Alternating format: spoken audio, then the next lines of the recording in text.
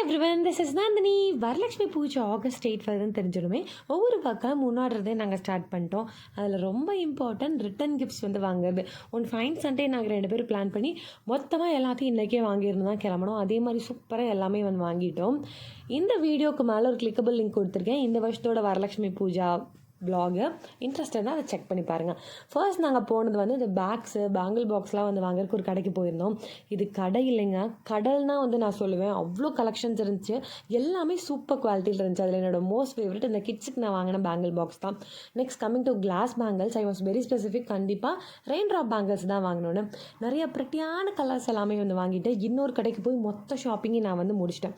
நாளைக்கு அதை இன்னொரு ஷார்ட்ஸில் ஷேர் பண்ணுறேன். நான் எல்லாத்துக்கும் தாம்பூலம்க்கு என்ன பேக் பண்ணேன்னு இதெல்லாம் வாங்கி முடிக்கவே எங்கள் வீட்டில் இருக்க முருக பக்தருக்கு முருகரை பார்க்கணுன்னு ஆசை வந்துருச்சு. ஆல்மோஸ்ட் நம்ம வீட்டிலேருந்து ஒரு 1 hour அவங்க இந்த கோயில். இது நான் மூர் ஸ்டைலில் கட்டியிருப்பாங்க. மோஸ்ட்லி எங்கள் தமிழ் பீப்புள் மட்டும்தான் வருவாங்க. யாருமே இல்லை கோயிலில், நாங்கள் மட்டும்தான் இருந்தோம். ரொம்ப பீஸ்ஃபுல்லாக இருந்துச்சு. போகிற வழியெல்லாம் முருகருக்கு மாலை வாங்கணும்னு தேடிட்டே வந்தார். ஒரு கடையும் கிடைக்கல. நீ தான் எனக்கு கொடுக்கல, நான் உனக்கு கொடுக்குறேன் அப்படின்னு எங்களுக்கு முருகர் ஒரு மாலை கொடுத்துருந்தாரு. ஃபைனலி அங்கேருந்து கிளம்பிட்டு ஜோன்னு பெய்கிற மலையில் எங்கள் வீட்டுக்கு சேர்ந்தோம். வர வழியிலே இதை ஒரு கேரளா ஃபுட் ஸ்டோர் எங்களுக்கு அனுப்பிச்சிருக்காங்க. ஃபுட் ட்ரக்கில் நிறையா பரோட்டா புட்டெல்லாம் சேல் பண்ணுவாங்க. அவங்கக்கிட்ட நாங்கள் ஃபுட்டை வாங்கிட்டு வீட்டுக்கு வந்தாச்சு.